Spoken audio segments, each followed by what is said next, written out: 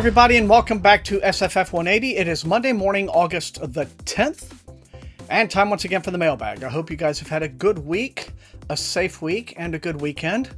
Mine's been really good. Busy week last week. Before I get started on the mailbag this week, and it is a big one, I don't mind telling you, only have 3 physical packages this week, but we've got 15, count them, ebooks. So we're going to get into those in a minute, but I also have a couple of pretty big important announcements. First off, the BookTube SFF Awards. Remember those? Yes. They're still happening. They've been pushed back and pushed back and pushed back with everything else. But the live show is finally happening on the 30th of this month. That is a Sunday, August 30th. And it will be, I believe, on Caitlin's channel, Kitty G. That's announcement number 1. Announcement number 2, following up on Space Opera September. Okay, this week, I'm going to start posting again some updated information to the Goodreads group. But if you missed the video last Tuesday, we're doing Space Opera September. It's going to be a rerun of Season 1 from last year. Season 2 is being pushed back till next year. So we're going to get in a bunch of new readers and a bunch of new participants, as well as those of you who took part last year. If you want to do it again, if you want to finish some of your goals that you did not finish last year, there's an opportunity for that. But we're going to be doing it again, and just like literally right before I started recording this, I got a DM from my good buddy Brock at Let's Read, the channel Let's Read. He doesn't post very often new booktube content, but he is very popular in our little community for doing reading spreadsheets. People love his spreadsheets. I'm not really a spreadsheet person myself. I guess my head doesn't work quite that way, but I know a lot of people love them and they find them very, very helpful for their reading. And he has created a specific spreadsheet for Space Opera September. And so the link for the template for that is down below in the description. I appreciate that, Brock. Brock is participating in the readathon this year for the first time. Very excited about it. And so, yeah, that's all happening. Be sure to, again, check the video out, check the Goodreads group out, and all of that for updates as the week goes on about how things are going to be going this year. All through the month of September, reading space opera. I'm looking forward to it. Okay, that does it for announcements. Now let's get into these books, shall we? Physicals first, as always, and this is a little packet that has come to me from Toronto. That's unusual. I'm sure that I've probably been in touch via email with these people to one degree or another. Forgive me if I don't remember you right away. I probably will as soon as I open this, but let's see what's in it, shall we? Okay, I do have a vague memory of this. This is for a book. The author is Nina Munteanu, and it's called A Diary in the Age of Water. And it comes to me from a company called Inanna Publications. I believe that's a Babylonian goddess based in Toronto. Anyway, it goes like this. Centuries from now, in a dying boreal forest in what used to be northern Canada, Kyo, a young acolyte called to service in the Exodus, yearns for Earth's past, the age of water, before the water twins destroyed humanity. Looking for answers and plagued by vivid dreams of this holocaust, Kyo discovers the diary of Lynna, Lynna, a limnologist from a time just prior to the destruction. The diary spans a 20-year period in the mid-21st century and describes a planet in the grip of severe water scarcity. Lynna, in her work for the international utility that controls everything about water, witnesses and records the disturbing events that will soon lead to humanity's demise. A Diary in the Age of Water follows the climate-induced journey of Earth and humanity through 4 generations of women, each with a unique relationship to water. Okay. It's being kind of compared to Le Guin, which I can see. Nina Munteanu is a Canadian ecologist and novelist. Okay, and has written a few novels before this, 8 novels, and a bunch of short stories and what have you. All right, then. Interesting. Interesting indeed. Okay, A Diary in the Age of Water by Nina Munteanu. I'm going to assume it is available now from Canada's Inanna Press. And this next one comes in from Macmillan. White envelope, so it's going to be a Tor title. And we have here the finished copy in trade paperback. I already have an eARC of this, of Deal with the Devil It's the new book by Kit Rocha, and Kit Rocha is the pseudonym for the author duo Donna Herron and Bree Bridges. Okay, best known for their gritty and sexy dystopian Beyond series. All right, then. So this is their first book from Tor, in a series about the mercenary librarians, apparently. This, let's see. This came out on the 28th, so it is out as of now. And it says this is a high-octane, high-stakes science fiction romance from one of the most well-regarded authors working in modern genre fiction. Rocha, an author duo made up of Bree Bridges and Donna Herron, shot to blah, blah, blah. Okay, that's a little bit about them. Let's see. Here we go. Synopsis. Imagine the Avengers by way of Orphan Black, with a healthy dose of palpable sexual tension. And you begin to approach the eerily prescient premise of Rocha's Mercenary Librarians series debut. Let's see. In Deal with the Devil, America is a shell of what it once was. The world is a dangerous place where genetically enhanced super soldiers run amok at the behest of a megacorporation, and the government has fractured, leaving small communities to fend for themselves. In short, librarians and the knowledge they keep are the only hope for survival. Nina and her found sisters, all of them modded up with special skills and dark pests, gather information and supplies for their community. They're a new breed of librarian. When a group of renegade mercenaries, headed by the vigilante Captain Garrett Knox, offers them a cut of a big score, they know it could be a trap, but they have no choice but to take that risk. Along the way, Nina and Knox find that a perilous chemistry, exists between them. That always happens. And that could be deadly to everyone they love. And they say this book is the perfect genre-smashing mashup of romance, science fiction, action, and dystopia that coalesces into an escapist summer read. All right, then. In a time where once speculative post-apocalyptic scenarios feel a little too close to home, Deal with the Devil is a brand new offering that both provides an escape and a glimmer of hope in uncertain times. You get it. This is kind of like, the fun, crowd-pleasing dystopian adventures. In contrast to something like, Tropic of Kansas or what have you. All right. But Deal with the Devil by Kit Rocha, and it's out now in trade paperback from Tor. And finally, we have this cool little box from Simon & Schuster. Feels like there's at least a couple of things in here. Today is the day that Thomas got smart and remembered to bring his X-Acto knife into the studio so that he can cut this really tough tape that's on these boxes. And there were indeed 2 books in that package. The first of these comes from the Skybound imprint, and it's a book called The First Sister by Lyndon A. Lewis. I've heard some advance buzz about this. Let's see. This went on sale on the 4th, so it came out this past week. And it says, blending the sociopolitical narrative of The Handmaid's Tale with the taut action of The Expanse, The First Sister is a fiercely queer feminist story of a sex worker trying to reclaim her agency, a young soldier questioning his allegiances, and a shadowy political web in which they both get caught. As the world cries out against systems of corrupt capitalism, incarceration, and the systemic marginalization of queer folks and BIPOC, The First Sister is disturbingly relevant as it showcases themes of colonization, technology, genetic manipulation, and corruption that leave its mark. And that was a blurb from the Library Journal there. Okay. So The First Sister by Lyndon Lewis is available now from Skybound Books. And the next one, I've heard quite a lot about this one, is a saga title, and it's called The Vanished Queen. It's by Lisbeth Campbell, and this one comes out on the 18th. And it says, fans of Naomi Novik's Spinning Silver and R.F. Kuang's The Poppy War will relish The Vanished Queen. This smart feminist high fantasy eschews genre tropes while drawing pointed parallels to the current U.S. political climate. Publishing. That's all that science fiction and fantasy ever does. It holds up a mirror to our society. The Vanished Queen is a thought-provoking and too timely tale of one woman's resistance against a despot, and skillfully balances action and introspection as rebellion rises against an oppressive regime.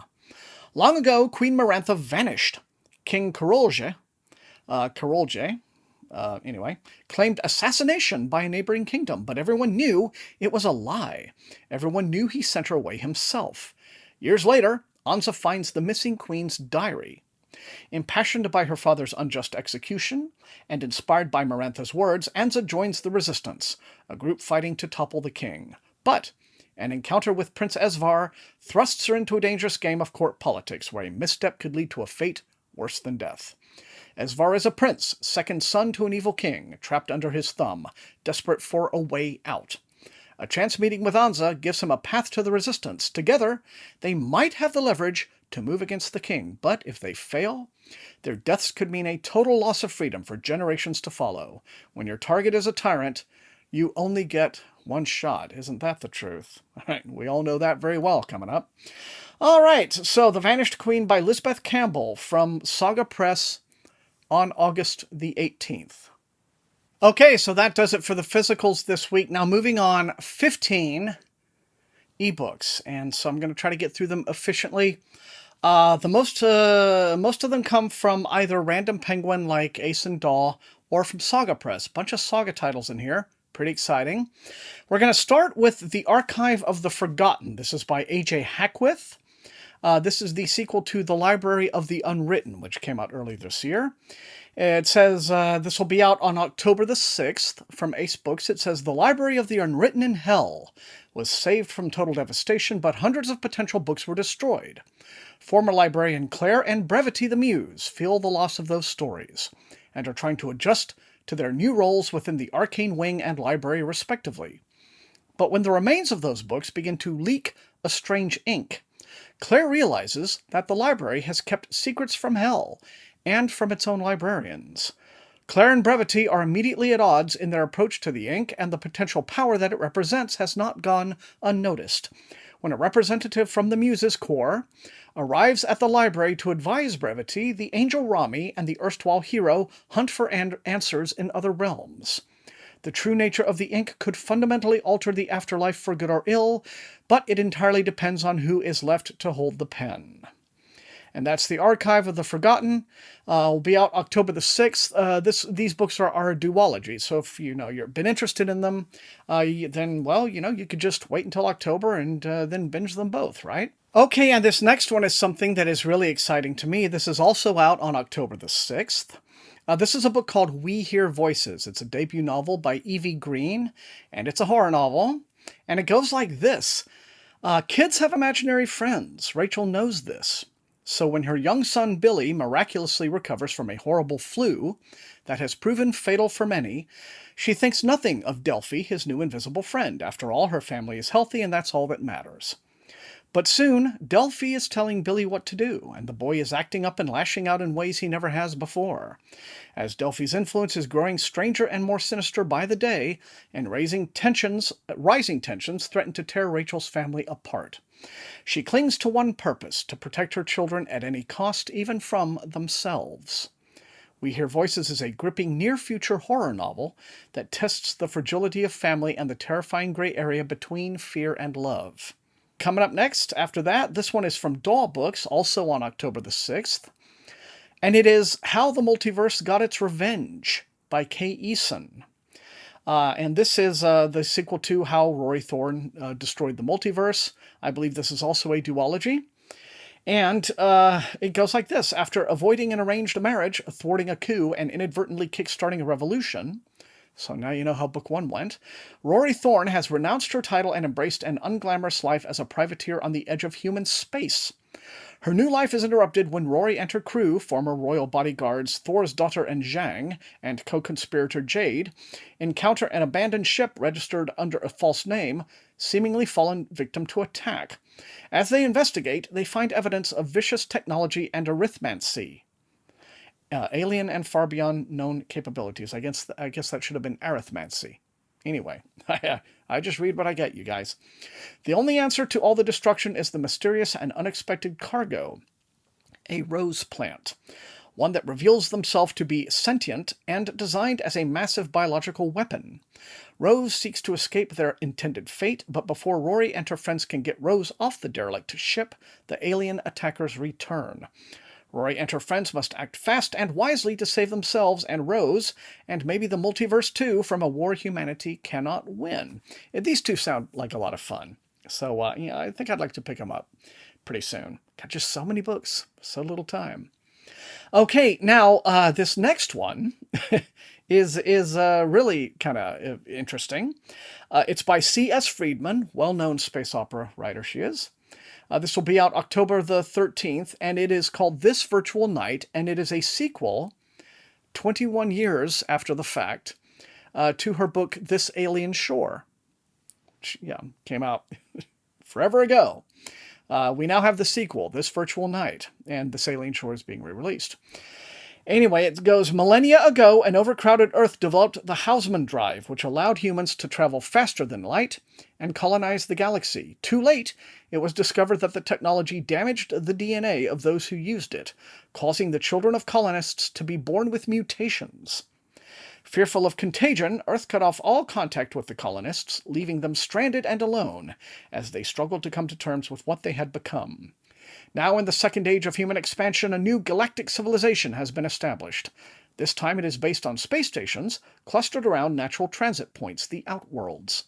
One variant race, the Gerans, has made it a personal mission to locate any surviving colonies and bring them back into the human fold. But ancient bitternesses die hard, and there is no love lost between Terrans and their variants' cousins. It is technology that unites humanity now. The brainware that each person receives at birth allows direct mental communication with a computer network spanning the outwards, the outernet. But with that technology comes great risk. Oh yeah, good Lord, I wouldn't put anything like that in my brain. My God, I mean, imagine the data that would be lifted. But okay, This Virtual Night on October the 13th, the long-awaited sequel to This Alien Shore by C.S. Friedman. Lots of space operas happening, aren't there? Right? I mean, it seems like a full-blown revival. Really good for Space Opera September, wouldn't you say? I mean, I know some of these are coming out in October that I just read, but they have prequels that are already out, so you could probably get into those. All kinds of ideas for your TBRs. Right? Okay, well, here's something that is not a space opera, but it's still going to be a lot of fun. This is People of the City by my buddy Marshall Ryan Maresca, who just writes like an absolute demon. This will be out October the 27th from Doll Books. And this is the third and final novel in his Meridian Elite series, which is set in his Meridian universe, for which there have been 4 interlocking trilogies, and now this is the last volume of the last of those trilogies. 12 books total, and apparently this now closes out phase 1 of his Meridian plans, I guess, kind of like the MCU, right? Phase 1, phase 2, he's doing that kind of thing. So People of the City wraps up the Meridian Elite, and this is like a hope punk trilogy, right? There's lots of lawful good fighters going out there defending the defenseless and things like that. It says, corruption and conspiracy have infected the city of Meridian from the top levels of power to the very depths beneath the city. Dane Heldren and Jaren Fendel, elite warriors of the Tarian Order, have no idea how close they truly are to the center of the city's dark secrets. But when they learn that children are going missing, they know they must investigate further no matter the cost. They are soon joined by others, each with their own reasons for seeking the children. Veranix Calbert, the vigilante known as the Thorn, thinks his enemies are responsible for the missing children. See, he's bringing all the characters together like the MCU. Inspectors Minix Welling and Citrine Rainey fear the disappearing children are tied to corruption in the city constabulary. Osti and Verchi Rhinax hope to protect the kids from their streets, one of whom barely escaped the kidnappers. And a mysterious lone cloistress seeks to lead each of them deeper down to the depths of enigmas beneath the city, to the dark, unholy cult known as the Brotherhood, and the horrors that are growing within it. The only hope Meridian might have against the impending darkness is if these champions can work together to protect all of the people of the city. So there you have it. October the 27th from my buddy Marshall. All right, now we get a couple from Angry Robot Books, and this first one looks like just an absolute heap of fun. Kind of book I've actually been yearning for a little bit. This appears to be an old-fashioned pulp-style adventure. It's called Captain Moxley and the Embers of the Empire. The author is Dan Hanks. This will be out September the 8th. And it says, in post-war 1952, the good guys are supposed to have won. But not everything is as it seems when ex-Spitfire pilot Captain Samantha Moxley is dragged into a fight against the shadowy U.S. government agency she used to work for. Now, with former Nazis and otherworldly monsters on her trail, Captain Moxley is forced into protecting her archaeologist sister in a race to retrieve 2 ancient keys that will unlock the secrets of a long-lost empire. to ensure a civilization-destroying weapon doesn't fall into the wrong hands. But what will she have to sacrifice to save the world? Well, I guess we'll find out on September the 8th. But that's Captain Moxley and the Embers of the Empire by Dan Hanks. And also coming up from Angry Robot Press is a book that was on my most anticipated list for the year. And this is The Phlebotomist by Chris Panettiere. This one looks really interesting. It says, to recover from a cataclysmic war, the harvest was instituted to pass blood to those affected by radiation. But this charitable act has led to a society segregated entirely by blood type. Government blood contractor Patriot rewards you generous gifts. That's it. They forgot the S. Based on the compatibility of your donation, meaning that whoever can give the most gets the most in return. While working as a reaper, taking collections for the harvest, Willa chances upon an idea to resurrect an obsolete technique that could rebalance the city. But in her quest to set things into motion, she uncovers a horrifying secret that cuts to the heart of everything. So I just love the whole idea, about, the society sort of, divided by blood, and how it's all kind of a commentary, on capitalism and greed and all those sorts of things. But The Phlebotomist will be out from Angry Robot Books on September the 8th. And now we're moving on to one book from Harper Voyager. This is one that I'm sure a lot of you have been looking forward to for quite a while. This is coming out November the 17th, and it is The Burning God by R.F. Kuang. The final volume in her trilogy. I know, I'm the guy with the unpopular opinion about the Poppy War. It is what it is, you guys, right? And I am who I am. But anyway, yeah, I do plan to finish out the trilogy just to kind of see how it all pans out. Comes with the territory, right? You're a reviewer. Sometimes, you don't always only get to read your fave stuff. You've really got to push yourself to move outside those boundaries and give things a chance. Rin hasn't given up on those for whom she has sacrificed so much. The people of the southern provinces, and especially Tikani, the village that is her home. Returning to her roots, Rin meets difficult challenges and unexpected opportunities. While her new allies in the Southern Coalition leadership are sly and untrustworthy, Rin quickly realizes that the real power in Nikan lies with the millions of common people who thirst for vengeance and revere her as a goddess of salvation. Backed by the masses and her southern army, Rin will use every weapon to defeat the Dragon Republic, the colonizing Hesperians, and all who threaten the shamanic arts and their practitioners. As her power and influence grows, though, will she be strong enough to resist the Phoenix's intoxicating voice, urging her to burn the world and everything in it? Well, knowing Rin, probably not, but then, who knows, maybe she will. All right, well, that will be out November the 17th, The Burning God by R.F. Kuang. And now coming up, we have something that I think a lot of you will find kind of interesting. This is an independent publication, and it is an anthology called Recognize Fascism. It is, it's slated to be out on October the 13th, but it is currently being funded on Kickstarter. That will be ending at the end of this month on the 28th. It has already blown past 3-4 times its goal, and now they're just moving into stretch goals, have an audiobook version done and things like that. So I'll link that Kickstarter down below so you can check it out for yourselves. But it says, originally organized by cross-genre publications, World Weaver Press has acquired rights to publish this book after the unfortunate shuttering of the other imprint. And it says they've transformed it from a micro-anthology into a full 70,000-word anthology featuring 22 authors from 9 different countries. Across many worlds and many timelines, these stories depict the moments when people see the fascism in front of them for what it is, accept it as real, and make the choice to fight it. Who are the canaries in the coal mine? When can the long-hidden voice no longer be ignored? Anti-fascist rebellion can take many forms. A transgender woman living on an artificial satellite learns to reject oppression via poetry. A machine ethicist finds a way to dance with her gods in a surveillance state. An unlikely golem hears a new call to action. A jailed musician rediscovers the music of rebellion. Will you recognize fascism and join the rebellion? Well, you can do so on October the 13th, or, check the Kickstarter for various perks involved in supporting it. All right, then. Well, thanks very much for that. Now, I have another book that is a small press book, and here I kind of owe an apology to the author who sent this to me, a guy named John Gastel, because he sent it to me a month ago. That's when he emailed me, and my email has gotten so backed up and just cluttered, and I'm so behind on catching up to things that it's taken this long for me to find this. So I'm so sorry, John. But thank you for reaching out about this book. It's called Gray Matters. It was released on July the 31st.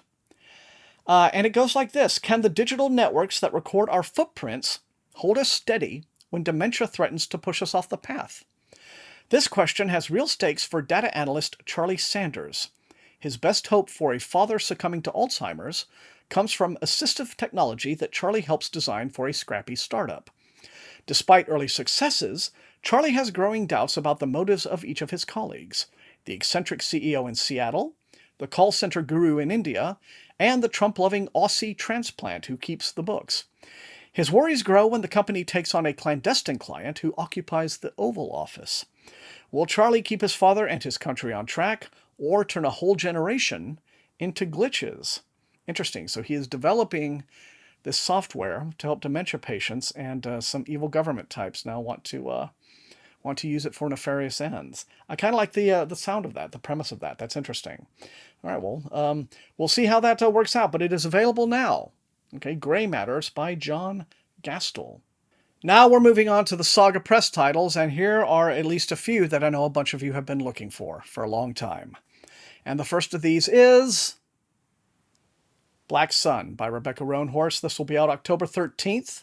Very highly anticipated book of hers.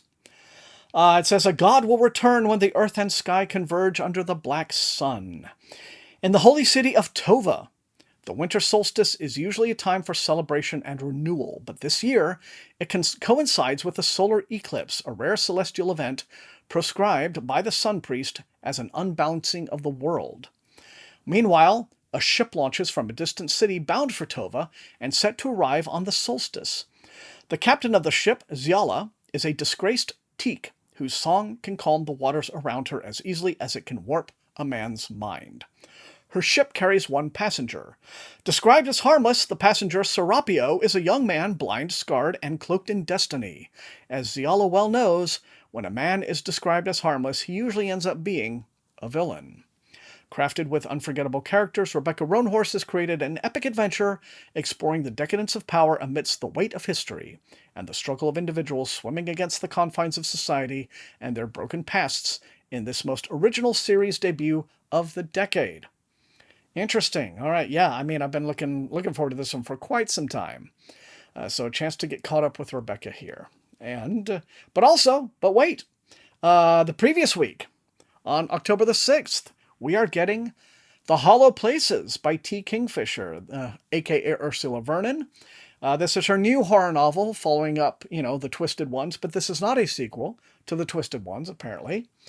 It says, pray they are hungry. Kara finds the words in the mysterious bunker that she's discovered behind a hole in the wall of her uncle's house. Freshly divorced and living back at home, Kara now becomes obsessed with these cryptic words and starts exploring this peculiar area, only to discover that it holds portals to countless alternate realities. But these places are haunted by creatures that seem to hear thoughts, and the more one fears them, the stronger they become. The Hollow Places is a compelling and white-knuckled horror novel that you won't be able to put down. Okay, well, what can we follow that up with? Well, apparently on the same week, October the 6th, we are getting Machine, the new science fiction novel by Elizabeth Bear. It says, in this compelling and addictive novel, set in the same universe as the critically acclaimed White Space series, and perfect for fans of Karen Traviss and Ada Hoffman, a space station begins to unravel when a routine search and rescue mission returns after going dangerously awry. Meet Dr. Jens. She hasn't had a decent cup of coffee in 15 years. Her workday begins when she jumps out of perfectly good spaceships and continues with developing treatments for sick alien species she's never seen before. She loves her life even without the coffee, but Dr. Jens is about to discover an astonishing mystery. 2 ships, one ancient and one new, locked in a deadly embrace.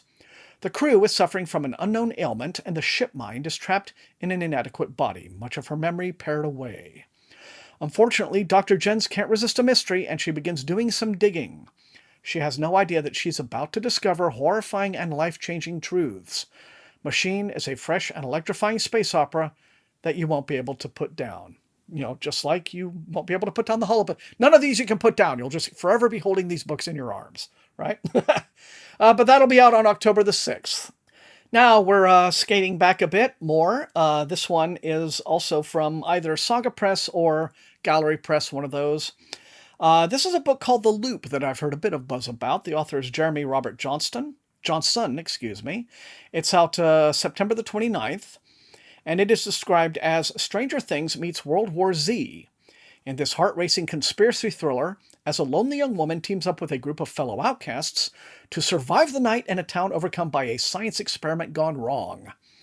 Turner Falls is a small tourist town nestled in the hills of western Oregon, the kind of town you escape to for vacation.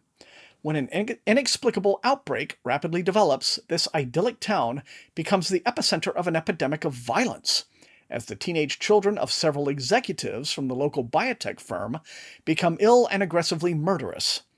Suddenly, the town is on edge, and Lucy and her friends must do everything it takes just to fight through the night. Yeah, like I said, I've heard some buzz about this that's been pretty positive, so I've definitely got it in my sights, and I assume, like the other books, you won't be able to put it down. And finally, for a book you really won't be able to put down, we're going to wrap up the EPUBs this week with The Year's Best Science Fiction, Volume 1, from Saga Press on November the 5th. This one is a new series. It's edited by Jonathan Strahan. And you might be wondering to yourself, golly gee, Thomas, why do we need yet another Year's Best SF short fiction anthology series? Don't we already have like 1 billion of these? Well, I don't know about 1 billion. I think I know of at least 2 or 3. There is Neil Clark's series that comes out from Nightshade.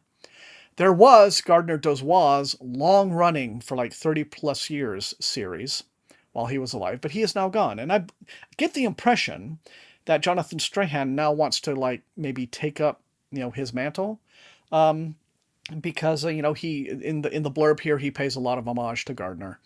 And, so I think he kind of wants to, sort of carry the torch, as it were. But he's starting it anew with Volume 1 because he doesn't want to, like, keep it going under, just, piggyback off of what Gardner had done in his lifetime. And I think that's, shows a lot of integrity.